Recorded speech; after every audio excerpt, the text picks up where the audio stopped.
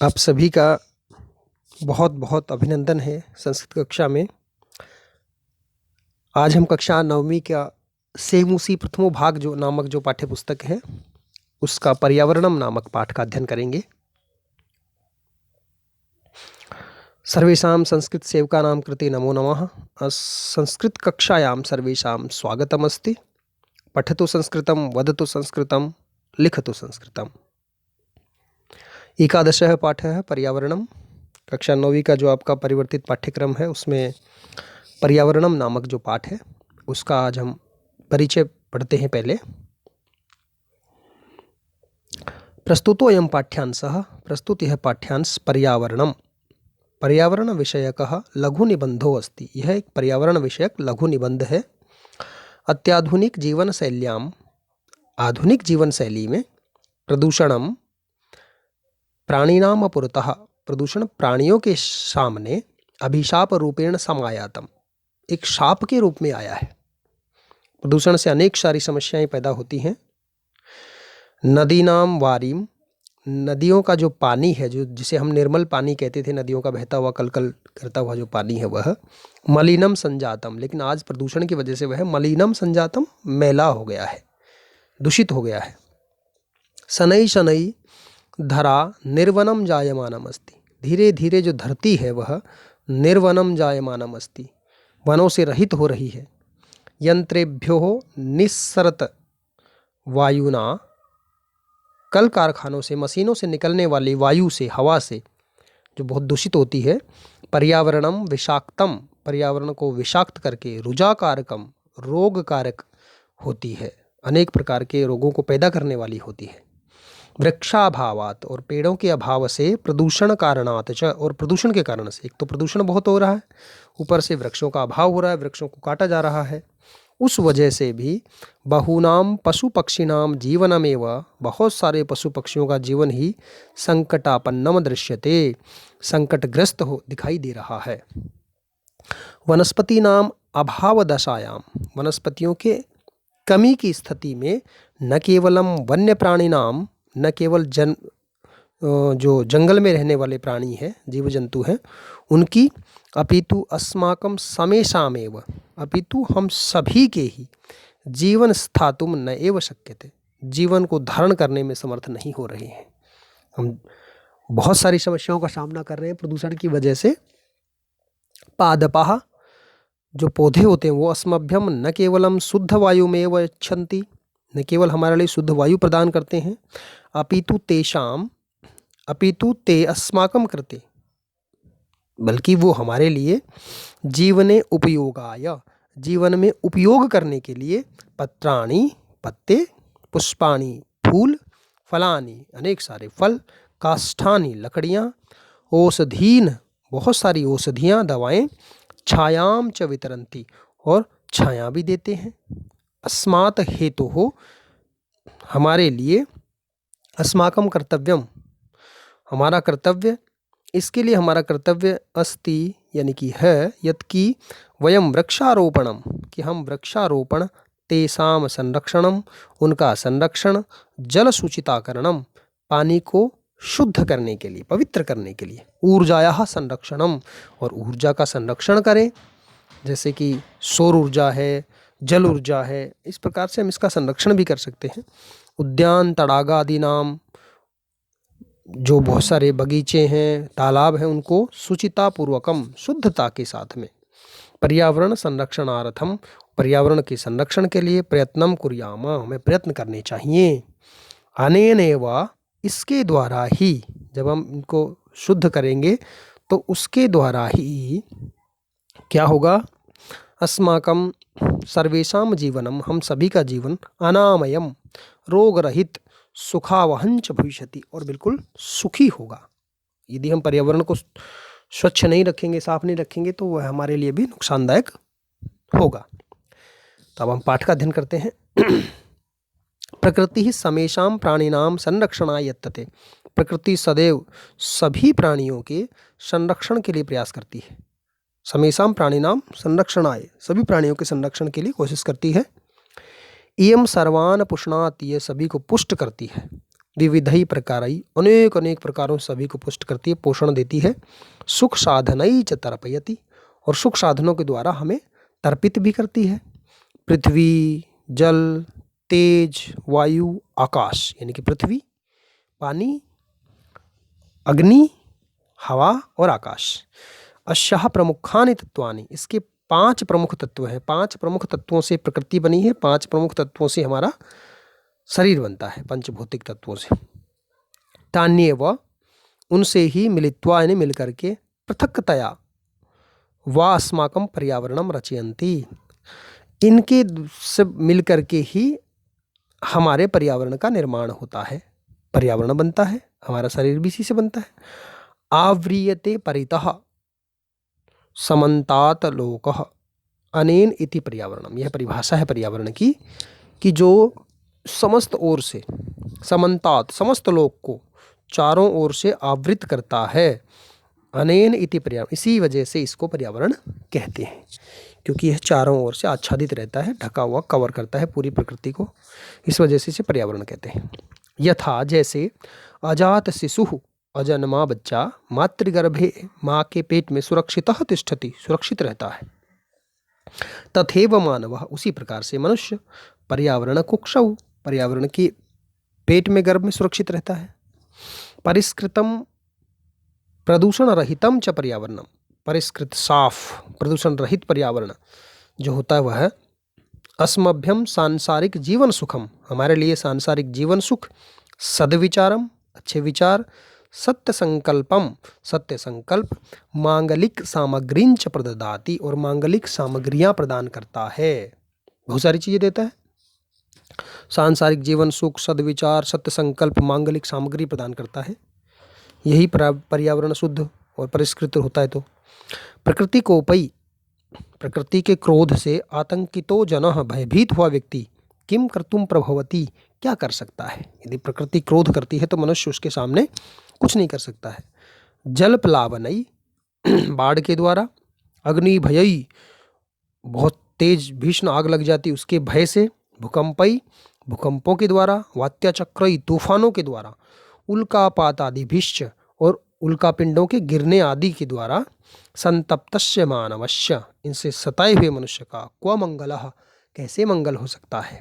इसलिए हमें प्रकृति को क्रोधित नहीं करना चाहिए, उसके संरक्षण के लिए ही प्रयास करना चाहिए। अतएव अस्माभिः प्रकृति संरक्षणीया, इसलिए हमारे लिए प्रकृति रक्षा करने योग्य है। तेन च पर्यावरणम रक्षितम भविष्यति, इसके द्वारा ही पर्यावरण रक्षित हो सकता है। हम प्रकृति की रक्षा करेंगे तो हम एक रूप से पर्यावरण की रक्षा कर रहे हैं, और पर्यावरण की रक्षा कर रहे हैं तो पर्यावरण हमारी रक्षा कर रहा है। प्राचीन काले लोकमंगल आशंसिनः ऋषयो, प्राचीन काल में लोकमंगल की चाह रखने वाले जो ऋषि मुनि थे वो वने निवसन्ति स्म, जंगल में रहते थे। यतो ही, क्योंकि वने सुरक्षितम पर्यावरणम उपलभ्यते स्म, क्योंकि वन में, जंगल में सुरक्षित पर्यावरण प्राप्त होता था। तत्र विहगाः विविधा विहगाः, वहाँ अलग अलग प्रकार के पक्षी, कलकूजी स्रोत रसायनम ददाति, जो अपने कलरव के द्वारा कानों में अमृत का सा रस घोलते थे, प्रदान करते थे। इस वजह से वहाँ पर एक बहुत ही शुद्ध और संयमित पर्यावरण प्राप्त होता था। सरितोः गिरि निर्झराश्च, नदियाँ और पहाड़ों से झरने वाले झरने, अमृत स्वादु निर्मलम जलम प्रयच्छन्ति, अमृत के समान स्वादिष्ट और निर्मल जल प्रदान करते हैं। वृक्षाः लताश्च, पेड़ और बेल, फलानि फल, पुष्पाणि यानी फूल, ईंधन काष्ठानि च, ईंधन और काष्ठ, बाहुल्येन समुपहरन्ति, हमें बहुलता से प्रदान करते हैं। अर्थात जो पेड़ हैं वो हमें बेल, फल, फूल, ईंधन, लकड़ियाँ ऐसे बहुलता से हमें प्रदान करते हैं। शीतल मंद सुगंध वन पवना, शीतल मंद और सुगंधित जंगल की जो हवा है वह औषध कल्पम, दवा के समान, प्राण वायुं वितरन्ति, हमें प्राण वायु वितरित करती है, प्रदान करती है। और ये चित्र के द्वारा हम देख सकते हैं किस तरह से कितना अपने आप में ही सुख देने वाला जो दृश्य है वो वन जंगल का दृश्य है। लेकिन हम क्या कर रहे हैं विपरीत इसके, परंतु स्वार्थ अंधो मानव, लेकिन स्वार्थ में अंधा हुआ मनुष्य तदेव पर्यावरणम नाशयन्ति, उसी प्रकार से लगातार पर्यावरण को आज भी नाश कर रहा है, नष्ट कर रहा है, नुकसान पहुंचा रहा है। स्वल्प लाभाय, थोड़े से लाभ के लिए, जनाः, लोग जो हैं बहुमूल्यानि वस्तूनि नाशयन्ति, बहुमूल्य वस्तुओं का नाश कर रहे हैं। अपने थोड़े से लाभ के लिए हम बहुत बड़े नुकसान को अंजाम दे रहे हैं। जनाः, लोग यंत्रागाराणाम, कल कारखानों से विषाक्तम जलम, निकलने वाला जो विषाक्त विषैला पानी होता है उसको नद्याम निपातयन्ति, नदियों में गिरा रहे हैं। तेन, जिससे, मत्स्यादीनाम जलचराणाम च, जिससे मछलियाँ आदि जो जलचरीय जीव हैं जो जल में रहते हैं वो क्षणेन एव नाशो भवति, जिनका एक क्षण में ही नाश हो जाता है। नदी जलम अपि, नदी का जो पानी है वह भी सर्वथा अपेयम जायते, उसी की वजह से हमेशा के लिए न पीने योग्य हो जाता है। नहीं तो हम नदियों के पानी को, बहते हुए नदी का जो पानी है उसको बड़ा शुद्ध मान करके हम उसका पान भी करते थे, पीते भी थे, लेकिन अब उनकी वजह से ही ये नदियों का पानी बड़ा ही विषैला हो गया है। मानवाः व्यापार वर्धनाय, मनुष्य अपना व्यापार बढ़ाने के लिए वन वृक्षान निर्विवेकम छिदयन्ति, जंगली पेड़ों को बिना सोचे समझे काट रहे हैं। तस्मात् अवृष्टि ही प्रवर्धते, जिससे अवृष्टि होती है, अनावृष्टि होती है। वन पशवश्च, और जंगली जीव जो जंगल में रहते हैं, पेड़ पौधों के बीच में रहते हैं, वो पेड़ पौधे ना होने की वजह से शरण रहित होकर के ग्रामेषु उपद्रवम विदधति, गाँवों में और शहरों में उपद्रव मचा रहे हैं, नुकसान पहुंचा रहे हैं लोगों को। शुद्ध वायुरपि, और शुद्ध वायु भी वृक्ष कर्तनात् संकटापन्नो जायते, पेड़ों के कट जाने से संकटग्रस्त हो गई है। जो शुद्ध प्राणवायु जिसे हम कहते हैं ऑक्सीजन, वो भी पेड़ों के काटने से हमें प्राप्त नहीं हो पाती है। एवं ही इसी प्रकार स्वार्थंधो मानवई, स्वार्थ से अंधे हुए मनुष्यों के द्वारा विकृतिम उपगता, विकृति पैदा करके प्रकृति एवं, प्रकृति ही सर्वेषां विनाशकर्त्री भवति, यही मनुष्यों के द्वारा विकृति उत्पन्न करने से प्रकृति ही सभी का विनाश करने वाली होती है। प्रकृतिम उपगते, विकृति के उत्पन्न हो जाने पर पर्यावरणे विविधा रोगाः, पर्यावरण में अनेक प्रकार के रोग, भीषण समस्याश्च संभवन्ति, और अनेक प्रकार की समस्याएं पैदा हो रही हैं।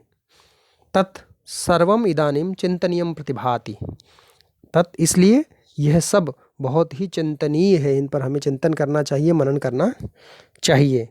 क्यों? धर्मो रक्षति, धर्म रक्षा करता है, रक्षितः, रक्षा करने वाले की, धर्म सदैव रक्षा करने वाले की ही रक्षा करता है। इति आर्ष वचनम, यह हमारे ऋषियों का वचन है। और हम पर्यावरण को नुकसान पहुंचा रहे हैं तो पर्यावरण हमें नुकसान पहुंचा रहा है। पर्यावरणम रक्षणम अपि, पर्यावरण की रक्षा भी धर्मस्य एव अंगम इति, धर्म का ही अंग है। ऋषयः प्रतिपादितवन्तः, ऋषियों ने यह प्रतिपादित किया है। अतएव, इसलिए ही, वापि, बावड़ी, कूप, कुएं, तड़ाग, तालाब आदि निर्माणम, इन सब का निर्माण करना, बावड़ी, कुएं, तालाब, देवायतनम, विश्राम गृहादिश्च, और मंदिरों, विश्राम गृहों आदि का निर्माण करके इनकी स्थापना करना, जो लोग ऐसा कार्य करवाते हैं उसको भी धर्म सिद्धे स्रोत रूपेण अंगीकृतम, धर्म सिद्धि के स्रोत के रूप में स्वीकार किया गया है। कुक्कुरः, कुत्ते, सूअर, सर्प, सांप, नकुलवने, नेवला आदि स्थलचरा, ये धरती पर चलने वाले जीव हैं। मत्स्य, मछली, कच्छप यानी कछुआ, मकर, मगरमच्छ, ऐसे प्रभृत्य जलचराश्च, ऐसे बहुत सारे जलीय जीव जो जल में रहते हैं वो भी रक्षणीयः, इनकी भी हमें रक्षा करनी चाहिए। क्यों रक्षा करनी चाहिए? यतः ते, क्योंकि वे सब स्थल मलानाम, धरती पर रहने वाली गंदगी को, अपनोदिनः, समाप्त करने वाले होते हैं, और जल मलानाम, और पानी में रहने वाली गंदगी को अपहारिणश्च, समाप्त करने वाले होते हैं। प्रकृति रक्षया एव, प्रकृति की रक्षा से ही लोक रक्षा संभवती, लोक रक्षा संभव है। इत्यत्र नास्ति संशयः, यहाँ पर कोई संशय नहीं है, किसी प्रकार का कोई शक नहीं है। तो इस पाठ से हमें शिक्षा मिलती है कि हमें प्रकृति की केवल और केवल रक्षा ही करनी चाहिए। प्रकृति के हर एक कदम पर हमें अधिक से अधिक पेड़ लगाने चाहिए और उनकी रक्षा के लिए तत्पर रहना चाहिए। प्रश्न देखते हैं इसके। एक पदेन उत्तरत है, एक पद में उत्तर देने हैं। मानवः कुत्रः सुरक्षितः तिष्ठति, यह हो जाएगा पर्यावरण कुक्षौ, पर्यावरण की कोख में सुरक्षित रहता है। सुरक्षितम पर्यावरणम कुत्र उपलभ्यते स्म, वने, जंगल में। एक एक पद में ही इनके उत्तर देने हैं, तो एक पद में ही उत्तर देंगे। अगला है इसका आर्षवचनम की मस्ती। आर्षवचन क्या है? एक वाक्य आया था, धर्मो रक्षति रक्षितः, धर्म रक्षा करने वाले की रक्षा करता है। पर्यावरणम अपि कस्य अंगम इति ऋषिः प्रतिपादितवन्तः, पर्यावरण जी किसका अंग जो है वो धर्मस्य, षष्ठी विभक्ति में आया है, तो उसी हिसाब से इसका उत्तर होगा धर्मस्य, धर्म का अंग माना गया है। लोक रक्षा कया संभवती, तो ये हो जाएगा किसके द्वारा? प्रकृति रक्षया, प्रकृति रक्षा के द्वारा ही लोक रक्षा संभव हो सकती है। अजात शिशु कुत्र सुरक्षित है, तो उसके लिए एक शब्द आया था मातृगर्भे, माँ के पेट में जो है वो सुरक्षित रहता है अजन्मा बच्चा। प्रकृति केशाम संरक्षणा यत्तते, हो जाएगा मानवा नाम या प्राणी नाम, प्राणी नाम। अब है प्रश्न नंबर 2, कि आपको पूर्ण वाक्य में उत्तर देने हैं। प्रकृति है प्रमुखानि तत्वानि कानि, तो कौन कौन से हैं? पृथ्वी, जल, वायु, तेज, तेज और आकाश, ये है। तो पूरा उत्तर हो जाएगा प्रकृति है प्रमुखानि तत्वानि पृथ्वी जल वायु तेज आकाशः सन्ति। क्या हो गया? ख है स्वार्थ अंध मानवः किम करोति, स्वार्थ में अंधा हुआ मनुष्य क्या करता है? पर्यावरणम नाशयति, पर्यावरणम नाशयति, पर्यावरण को नष्ट कर रहा है। पर्यावरणे विकृते जाते किम भवति, पर्यावरण में विकृति आ जाने पर क्या होता है? बहुत सारे रोग हो जाते हैं, अनेक प्रकार के रोग पैदा हो जाते हैं। इसके लिए उत्तर हो जाएगा घ अस्माभि पर्यावरण से रक्षा कथम करणीया, हमें पर्यावरण की रक्षा कैसी करनी चाहिए, क्यों करनी चाहिए? पर्यावरण की रक्षा ही मानव रक्षा है। लोक रक्षा कथम संभवती, लोक रक्षा कैसे संभव हो सकती है? और ये इसके लिए एक उत्तर आया ही था, प्रकृति रक्षया, प्रकृति की रक्षा के द्वारा ही लोक रक्षा संभव है। परिष्कृतम पर्यावरण अस्मभ्यम किम किम ददाति, परिष्कृत जो पर्यावरण है वो हमें क्या क्या देता है? फूल, फल, पत्ते, ईंधन, काष्ठ, ये बहुत सारी चीज़ें आई थी उसमें, सबको लिख देंगे हम। तीसरा है प्रश्न निर्माण करने हैं। कै में वन वृक्षा के स्थान पे हो जाएगा के, पूरा उत्तर होगा के निर्विवेकम छिद्यन्ते, प्रश्नवाचक चिन्ह भी आ जाएगा। ख है वृक्ष कर्तनात् को हटाना है, तो यहाँ हो जाएगा कस्मात्, पूरा उत्तर हो जाएगा कस्मात् शुद्ध वायु न प्राप्यते, प्रश्नवाचक चिन्ह भी आएगा। जीवन सुखम के स्थान पे हो जाएगा किम, और यह उत्तर हो जाएगा प्रकृति किम प्रददाति, प्रश्नवाचक चिन्ह भी लगा देंगे। मातृगर्भे के स्थान पर हो जाएगा कुत्र, पूरा उत्तर होगा अजात शिशु कुत्र सुरक्षितः तिष्ठति, क्वेश्चन मार्क लगा देंगे। पर्यावरण रक्षणम, ये धर्मस्य के स्थान पे हो जाएगा कस्य, पूरा उत्तर होगा पर्यावरण रक्षणम कस्य अंगम अस्ति, प्रश्नवाचक चिन्ह भी आएगा। ये आपका हो गया तीसरा। अब है प्रश्न नंबर 4। जैसे आपको ये पद रचना करनी है नवीन। जले चरन्ति इति जलचरः, स्थले चरन्ति इति स्थलचरः, निशायां चरन्ति इति निशाचरः, रात्रि को भ्रमण करने वाले राक्षस के रूप में माने जाते हैं। वैसे जलचरा जलीय जीव, स्थलचरा स्थल पर रहने वाले। व्योमनी चरंती थी, जो आकाश में चलते हैं वो व्योमचरा, इसे नभचरा भी कहते हैं, व्योमचरा। गिरौ चरंती थी, जो पहाड़ों पर चलते हैं, भ्रमण करते हैं, रहते हैं, गिरी चराह। और भूमौ चरंती थी, भूमि पर जो लोग रहते हैं उनको कहेंगे भूमि चराह। अगला है जैसे नए पेयम से हो गया अपेयम, तो न वृष्टि का हो जाएगा ए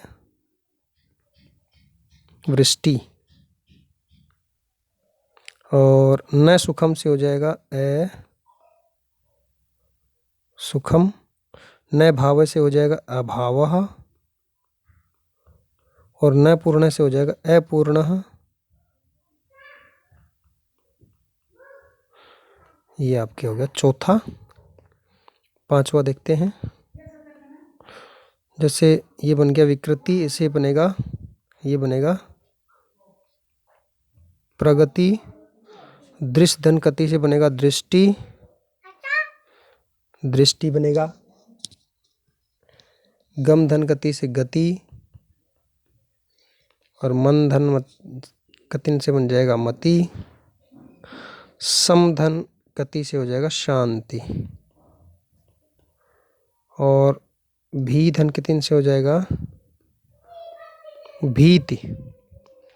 जन धन कति से हो जाएगा जति, और भज धन कति से हो जाएगा भक्ति, और नी धन कितन से हो जाएगा नीति। ये इस तरह से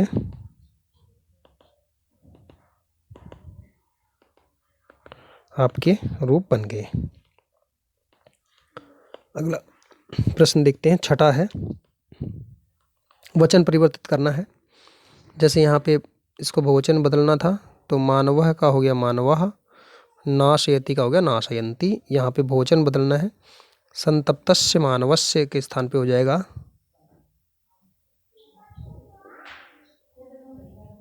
संतप्तानाम। एक मिनट, इसको मिटाना पड़ेगा।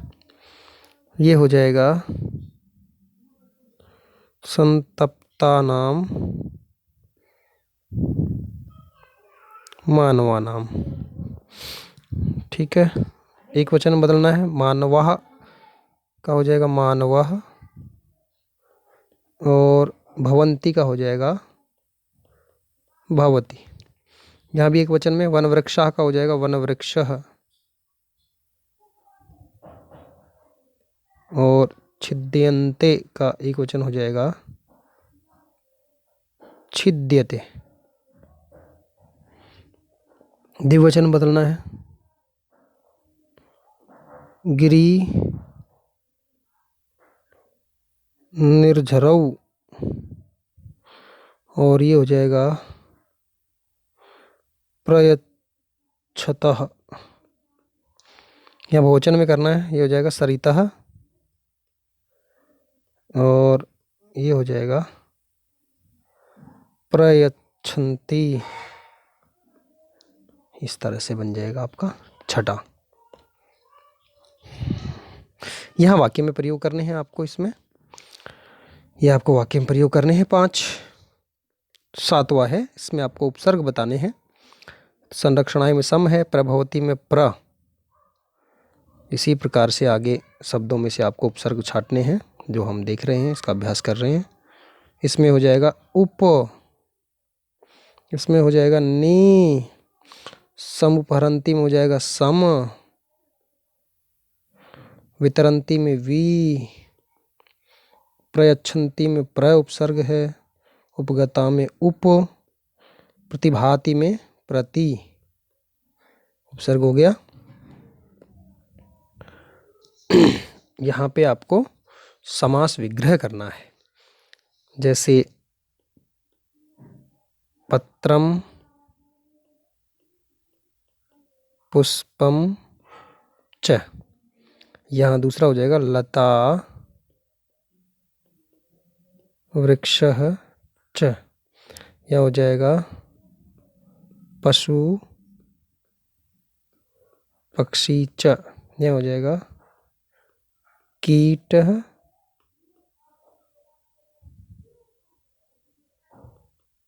पतंगः च। इस प्रकार से आपके प्रश्नों का अभ्यास होता है। सर्वेषां संस्कृत सेवकानां कृते धन्यवादः। पुनः मिलामः। जयतु संस्कृतं, जयतु भारतम्।